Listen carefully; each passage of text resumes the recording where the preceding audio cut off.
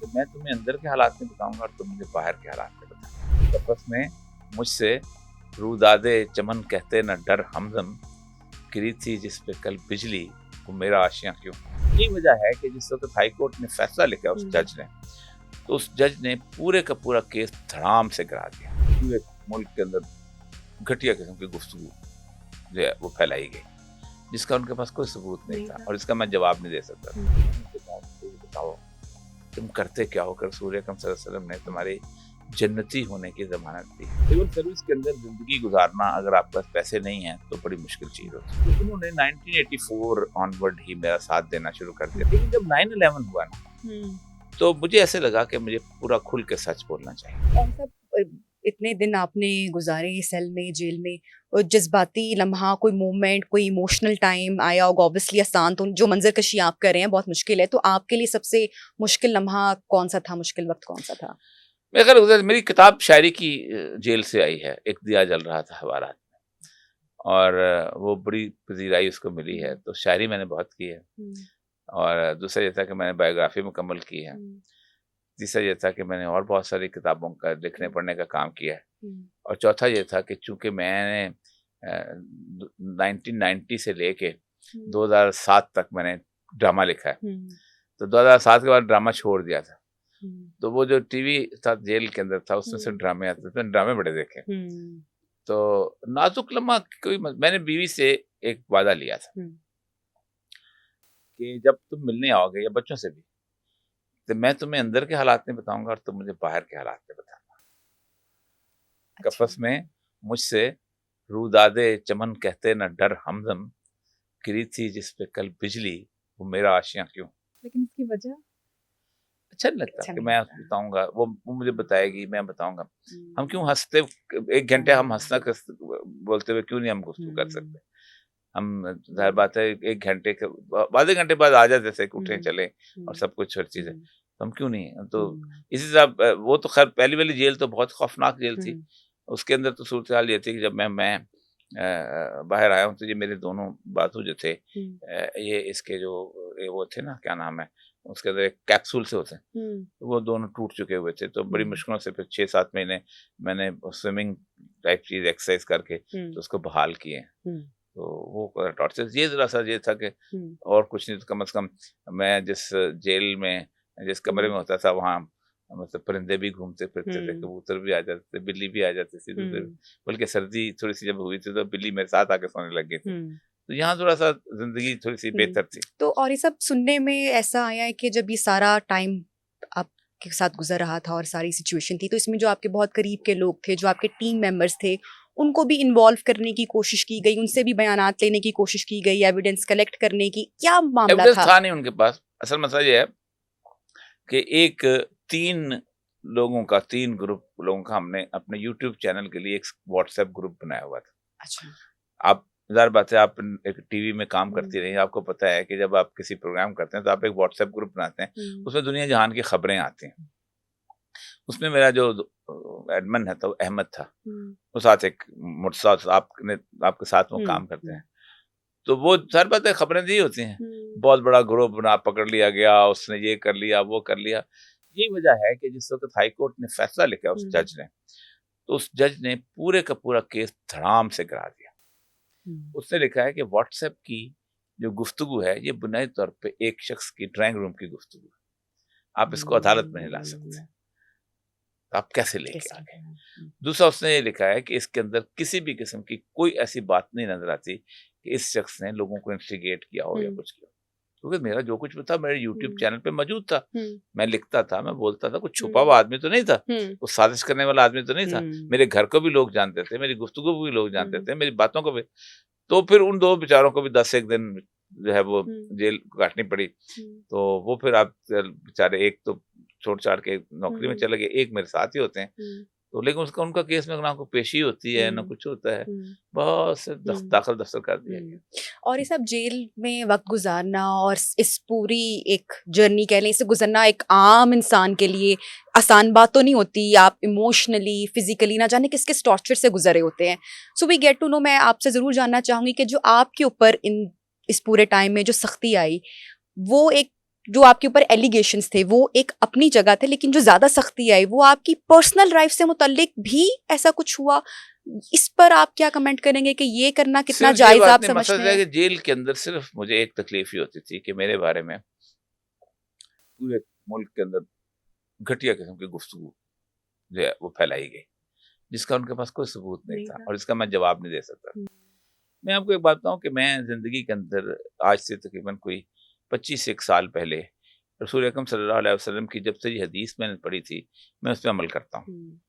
इसलिए मैं इस मामले में ज़्यादा नहीं इसलिए बोलूँगा। रसूल अकरम सल्लल्लाहु अलैहि वसल्लम ने एक साहबी से अब्दुल्लाह बिन अमर बिन अल-आस से कहा कि आज मैं तुम्हें दिखाऊं एक ऐसा आदमी जो कि जो है वो जन्नती है। तो एक अंसारी साहबी आए, उन्होंने वज़ू किया, नमाज पढ़ी, चले गए। दूसरे दिन कहा कि मैं बताऊं एक जन्नती है। हाँ। फिर तीसरे दिन वही साहबी आए, कहा जन्नती एक दिखाऊं, वही आ गए। तो कहते हैं मैंने अपने जूती वूती उठाई, उसके पीछे चला, उनको कहा कि मुझे बात से मेरी लड़ाई हो गई है, तो मुझे ना अपने घर 3 दिन रहने दो, क्योंकि 3 दिन से ज्यादा जो है नहीं किया जा सकता कतल। 3 दिन वो जागते रहे, नमाज पढ़ता है, सो जाता है, थोड़ी सी कुरान पाक तिलावत जो कुछ भी है, कोई खास अमल नहीं करता ऐसे। कहते मैं तंग आ गया। तो मैंने उनसे कहा कि मुझे ये बताओ तुम करते क्या हो, कर रसूल अकरम सल्लल्लाहु अलैहि वसल्लम ने तुम्हारे जन्नती होने की जमानत दी है। 2 अल्फाज मिलते हैं हदीस के बारे में। एक ये मिलता है कि मैंने कभी किसी के बारे में गलत गुमान नहीं किया, और दूसरा मैं रात को सोते हुए माफ करके सोता हूँ। तो मैं एक गुज़िश्ता 20 एक साल से मेरी एक आदत है कि जो कुछ बीता, जैसा बीता, मैं माफ करके सोता हूँ। तो इसलिए बहुत कुछ बीता है, ये तो कुछ भी नहीं है, आप सोच नहीं सकते कि चीज़ों के बारे में। और सब आपकी फैमिली, आपकी वाइफ, आपकी बेटियों का आपने जिक्र किया, जब आप बाहर आए, आपकी उनसे मुलाकात हुई, तो इमोशनल वक्त होता है, लम्हा होता है, बहुत सारी चीज़ों से बच्चे मना करते हैं कि नहीं अब आप, तो आपका वो वाला जो टाइम था, वो आपकी फैमिली ने आपसे क्या कहा? मेरी बीवी और मेरे बच्चे जो है ना, ये बहुत बड़े लोग, छोटे लोग नहीं है। मैं सिविल सर्विस में 1984 में आया था, 18 अक्टूबर 1984 को। सिविल सर्विस के अंदर जिंदगी गुजारना अगर आपके पास पैसे नहीं है तो बड़ी मुश्किल चीज होती है। एक डिप्टी कमिश्नर जो है ना, उसके घर में 14 के करीब मुलाजम होते हैं, और वो 14 के 14 जो हैं वो जाहिर बात है अगर आप उनको ईद नहीं देंगे जो कि आप अफोर्ड नहीं कर सकते, तो वो कहेंगे ये खानदानी आदमी नहीं है। आपके बच्चे जिस स्कूल में पढ़ते हैं उस स्कूल के अंदर बाकी ब्यूरोक्रेट्स के बच्चे पढ़ते हैं, वो गर्मी की छुट्टियां जो हैं वो मनाते हैं जाके सिंगापुर में, सीशल्स में, ठीक, ज्यादा से ज्यादा चित्राल में मना ली वगैरह। आपके बच्चे जो हैं वो लाहौर से भी बाहर नहीं जाते। आपकी बीवी जब अपनी ब्यूरोक्रेट कलीग्स के साथ शॉपिंग पे जाती है तो वो सॉलिटेयर खरीदती है, तो आपकी बीवी के पास सॉलिटेयर छोड़ के कुछ नहीं है। तो जब मैंने फैसला किया था कि मैंने ये इस तरह की जिंदगी गुजारनी है, तो इन चारों बच्चों ने, तीनों बच्चों ने और मेरी बीवी ने मेरा बहुत साथ दिया। मैं अगर जिंदगी में मैं अगर ईमानदारी तो सिर्फ उन लोगों की वजह से, वरना बहुत मुश्किल काम था। तो उन्होंने 1984 ऑनवर्ड ही मेरा साथ देना शुरू कर दिया था कि हमारा बाप जो है वो ऐसा है इसको। फिर मेरी हर दूसरे किसी जगह लड़ाई जरूर होती थी। अगर आप वाकई किसी जगह खड़े हैं तो किसी सियासतदान से लड़ाई होगी कभी। जो मेरी मशहूर शहबाज शरीफ की लड़ाई है, तब दुनिया को पता है जिस तरह मैंने सेक्रेटरी इन्फॉर्मेशन से मुझे निकाला गया था, फिर उसके बाद किस तरह हर जगह। तो उनको अंदाजा था कि हम पर ये उफ्ताद आती रहेगी। फिर जो 9/11 जब हुआ है, मतलब आप सोचे मैं शायरी करता था। शायरी के बाद मैंने 1988 में मेरी पहली किताब आई है कामत। तो कामत शायरी की, कामत बेसिकली उस खातून को कहते हैं जिसका कद लंबा, मेरी बीवी का कद लंबा है। मैं 250 साल की उर्दू की तारीख में वाहिद शायर हूँ जिसने बीवी पे शायरी की है, वरना महबूबा पे करते हैं। तो उसके अंदर बड़े लोग आए थे, मतलब मरहूम हो गए अब तो, अब्दुल खार कशफी साहब आए थे, अमजद सामजद आए थे, साहब जिंदा है वो थे, फिर गोपीचंद नारंग थे, बेशुमार लोग थे। तो उन्होंने कहा कि इसमें ना एक सिनेरियो है, स्क्रीन प्ले है, तो आपको वो लिखना चाहिए ड्रामा। तो हमारे दोस्त होते थे Mustafa Mandokhel, he was general manager Pakistan television, उसने पकड़ लिया आप तो लिखोगे।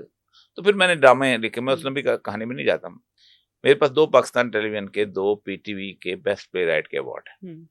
एक 2000 एक 1997 का, एक 2007 का। 7 का आखिरी अवार्ड था मेरे दिल की दहलीज। तो मेरी बात कम्युनिकेट हो जाती थी। मतलब जो मेरा ड्रामा गर्दबाद है वो ट्राइबल सोसाइटी के खिलाफ था, बाकी लोगों के खिलाफ था।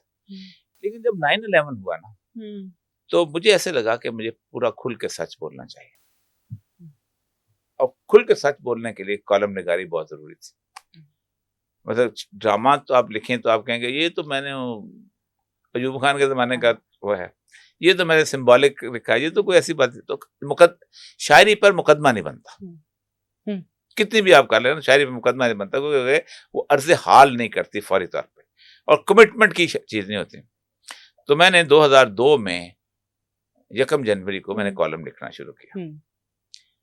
मेरे उस वक्त तक कम से कम 15 साल नौकरी के रहते थे। मैं एक डीएमजी अफसर था, मैं चीफ सेक्रेटरी लग सकता था, मैं क्या नाम है उसका सेक्रेटरी इंटीरियर लग सकता था आजकल जैसे होते हैं, बाकी बहुत बड़े लोगों ने मुझे मशवरा दिया उसके अंदर। मैंने किताब के आगाज में लिखा भी है कि बेशुमार लोगों ने मशवरा दिया कि जब नौकरी खत्म हो जाएगी तो तुम करते रहना दुनिया में, जैसे सारे करते हैं। खुद शाह साहब ने भी लिखा, फलान ने भी लिखा, तुम नौकरी रिटायरमेंट तक चुप करके बैठ जाओ, इंसान बन। लेकिन मैं समझता था कि रिटायरमेंट तक चुप करके बैठने का मतलब ये है कि मैं एक मुनाफकत की जिंदगी गुजार, तो मैंने वो मुश्किल रास्ता आपने चुना। मुश्किल रास्ता, तो मैंने वो रास्ता, आप खुद सोचें कि लेवल ये हो गया था कि 2007 में जब बहुत खौफनाक सूरत हाल पैदा हुई आपस में, 2006 में मैं जंग में कॉलम लिखता था। तो मेरे कॉलम जो है, एक छापना शुरू कर दे, एक ना छापना जो, तो उसके मुझे 1000 रुपया फी कॉलम मिलता था, कुछ भी नहीं होता था। ये सब बड़े पैसे बढ़ गए। तो मैंने पूछा उनसे, एडिटर साहब से, मेरा कॉलम क्यों छापना बंद कर दिया? तो उन्होंने कहा आप बात कर लें, मीर शकील रहमान साहब से बात करना है। तो मैंने जब बात की तो उन्होंने कहा कि आपको पैसे तो मिलते हैं। मैंने कहा मैं पैसों के लिए तो नहीं लिखता हूँ, पैसे तो 1000 कुछ भी नहीं है, 8000 और 50-1000 तो मेरी तनख्वाह है ही है। तो मैंने कहा देखिए मैं एक सिविल सर्विस की नौकरी जो है वो दाव पे लगा के लिख रहा हूँ। तो उन्होंने कहा आप 50,000 की नौकरी दाव पे लगा दें, आप हमारा 50 करोड़ का बिजनेस दाव पे लगाना चाहते हैं। तो फिर मैं वो छोड़ के फिर उसमें आ गया था, नए वक्त में आ गया था। तो थ्रू आउट आखिरी जो करियर है मेरा, वो मैंने उसको सेक्रीफाइस करके मैंने फिर कॉलम लिखा। और यही वजह है कि मैं इस वक्त, क्योंकि मैं उस वक्त अमेरिका के खिलाफ भी लिखता था कि मैं शायद पाकिस्तान का वाहिद वो हूँ लिखने वाला कि जो तकरीबन 32 के करीब ममालिक में बैन हूँ। मतलब मैं अमेरिका मार्च में गया था, अपने ही मुल्क में भी बल्कि बैन किया गया। नहीं, अपने मुल्क में तो अब बैन हुआ ना। तो मैं लास्ट 2018 में अमेरिका जा रहा था, तो मुझे उन्होंने कहा कि आप अमेरिकन एम्बेसडर से बात कर लें, इत्तेहाद एयरलाइंस। मैंने कहा उससे क्यों करूं? उन्होंने कहा आपको जहाज पे नहीं चढ़ने देना। तो मैंने कहा ये मेरे पास पासपोर्ट है, ये पाकिस्तान का है, ये ट्रेवल डॉक्यूमेंट्स है पाकिस्तान, ये अमेरिका में पाकिस्तान का लॉ कैसे इम्प्लीमेंट हो सकता है? तो मैंने उस केस किया कि तुमने क्यों किया। तो उसके कुछ 3 महीने के बाद मेरी बीवी ने अपने भांजे की शादी में जाना था, भांजी की। तो उसको पहले उन्होंने जहाज पे चढ़ाया, स्टैंप किया और फिर उसको डिपोर्ट किया। तो अब मेरी बीवी भी उसी तरह बैन है जिस तरह मैं बैन हूँ। तो वो, और अब जब से अमेरिका बैन है तो मैं हर जगह बैन हूँ। और वो बुनियादी तौर पर समझते हैं कि मैं, सिर्फ ये नहीं है, पूरे पाकिस्तान के अंदर बाकायदा एक विलीलेस कंपनी के तहत मुझे यूनिवर्सिटियों में रोका गया। मैं जाता था, तकरीर करता था। आखिरी जो मेरी तकरीर थी एफसी कॉलेज के अंदर थी, मेरा लेक्चर था बलूचिस्तान के ऊपर। अब मैंने 24 साल बलूचिस्तान में गुजारे हुए, तो उन्हें सारे अपने लेक्चर सामने बिठा दिए, मैं एक एक का जवाब देता रहा। उसके बाद सूरत हाल ये है कि उन्होंने एक तय कर लिया कि इसको नहीं बुलाना। मसलन जुनेद सलीम हमारे दोस्त हैं, उनके बेटे ने एक दिन उनको कहा कि आप हमारे साथ चले वहां पर एफसी कॉलेज। तो उसने कहा तुम मोरिया मकबूल जान को ले जाओ, तो मैं भी चला जाऊंगा। उन्होंने कैसे नहीं हो सकता, फ्रीडम ऑफ स्पीच और ये। नारे तो इन सारों के सेकुलर लिबरल्स के ऐसे ही हैं ना।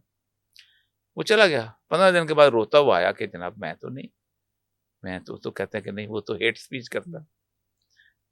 अब बताता को नहीं मैंने हेट स्पीच क्या कहे। लम्स कितना बड़ा अदारा है। लम्स के कुछ स्टूडेंट्स मेरे पास आए, उन्होंने कहा कि हम आपको 25 दिसंबर में कायद-ए-आज़म वाले दिन बुलाना चाहते हैं, आइए। मैंने कहा एक दफा पूछ लो।